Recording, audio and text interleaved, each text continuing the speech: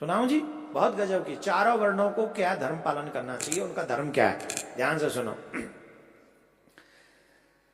जिनका मैं वर्णन करता हूं उन ब्राह्मण, क्षत्रिय, वैश्य और शूद्रों के धर्मों का तुम एकाग्रचित होकर श्रवण करो। ब्राह्मण का कर्तव्य है कि दान दे, यज्ञों द्वारा देवताओं का यजन करे। सिर्फ दान ले ही ना, दान दे भी ब्राह्मण, यज्ञ कराए ब्राह्मण, देवताओं की पूजा कराए ब्राह्मण, यजन करे, स्वाध्यायशील हो और नित्य स्नान तर्पण करे और अग्नियाद दान आदि कर्म करता रहे। ब्राह्मण के 6 कर्म है। विद्या पढ़ना, विद्या पढ़ाना, मतलब ज्ञान लेना, ज्ञान देना, यज्ञ करना, यज्ञ कराना, दान लेना, दान देना। ये 6 कर्म ब्राह्मण के, ब्राह्मण को ये कर्म पूरी निष्ठा के साथ करने चाहिए, तो वो कार्य अवश्य करने चाहिए। सर्वभूत हितम कुर्यात् ना हितम कस्यचिद द्वजः, मैत्री समस्त भूतेषु ब्राह्मणस्तोतम धनम। क्या गजब की बात है। ब्राह्मण का ये तो कर्म बता दिया है, लेकिन ब्राह्मण दूसरे यज्ञ करावे, ये भी हो गया, पढ़ावे, ये भी हमने बता ही दिया। ब्राह्मण को कभी किसी का अहित नहीं करना चाहिए। ब्राह्मण को कभी किसी का अहित नहीं करना चाहिए और सर्वदा समस्त प्राणियों के हित में तत्पर रहना चाहिए। समस्त प्राणियों का हित रहे, और यही ब्राह्मणों का सबसे बड़ा धर्म है, यही सबसे बड़ा धन भी है। पत्थर में और पराये धन रत्न में ब्राह्मण को समान बुद्धि रखनी चाहिए। हे राजन, पत्नी के विषय में ऋतुगामी होना ही ब्राह्मण के लिए प्रशंसनीय कर्म है। बोलो राधे राधे। क्षत्रिय को उचित है कि ब्राह्मणों को यच्छेद दान दे, विधि यज्ञों का अनुष्ठान करे, अध्ययन करे, शस्त्र धारण करे, पृथ्वी की रक्षा करे। क्षत्रियों को उत्तम आजीविका, इनमें ही क्षत्रियों को आजीविका से क्या करना, ब्राह्मणों की आजीविका क्या है? यज्ञ इत्यादि करना, विद्या अध्ययन कराकर उसे जो दक्षिणा बिना मांगे, फीस नहीं कि पर मंथली 1000 रुपया 2000 रुपया नहीं। आप किसी को विद्या अध्ययन करा रहे हैं और उस विद्या अध्ययन में अगर कोई प्राणी अपनी मर्जी से कोई 100 200 500 1000 10,000 20,000 दे, जो कि पहले से ही चला रहा है, उसी को दक्षिणा समझकर उसी का उपार्जन करना चाहिए, उसी से अपना पेट चल भरना चाहिए।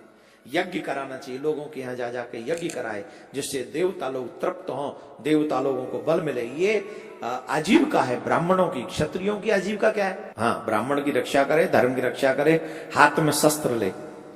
पृथ्वी पालन ही उत्कृष्ट है।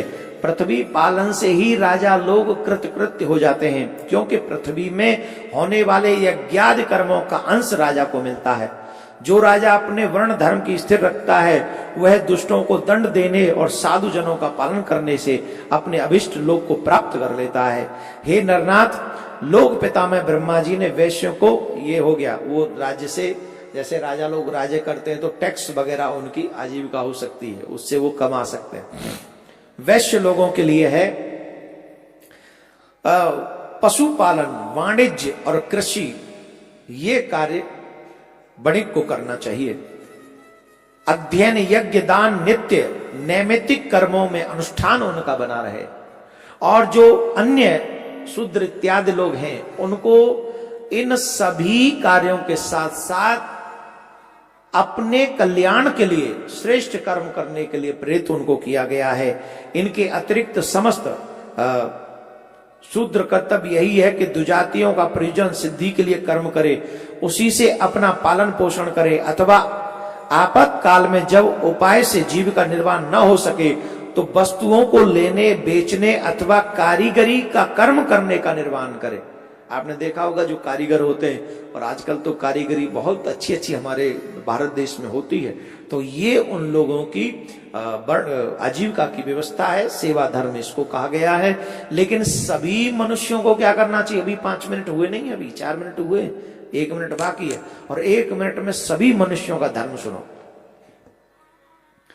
इनके अतिरिक्त समस्त प्राणियों पर दया, सहनशीलता, अमानता, सत्य, शौच, अधिक परिश्रम न करना, ज्यादा मेहनत भी नहीं करनी चाहिए फालतू की, शरीर जल्दी टूट जाता है। मंगलाचरण, प्रियवादिता, मैत्री, निष्कामता, अकृपणता और किसी के दोष न देखना, ये समस्त वर्णों के सामान्य गुण हैं। ये चारों वर्णों के लोग इस गुण को पालन कर सकते हैं। किसको? कि प्राणियों पर दया करें, सहनशील बने, ज्यादा सम्मान पाने के चक्कर में न पड़े, सत्य बोले, पवित्रता का पालन करें और भगवान के प्रति विनम्र बने रहें, मंगलाचरण प्रिय शब्दों का बात करें, सबको मित्र भाव से देखें और निष्कामता, कंजूसी वगैरह से थोड़े दूर रहें, किसी में दोष न देखें। सबसे बड़ी बात ये मानव का एक सरल, सभी मानवों का ये श्रेष्ठ धर्म है। इन श्रेष्ठ धर्मों का पालन करने वाला मनुष्य अपने आप को मनुष्य कह सकता है। आई होप कि आज के इन प्रसंगों से हमें बहुत कुछ सीखने को मिला, बहुत कुछ।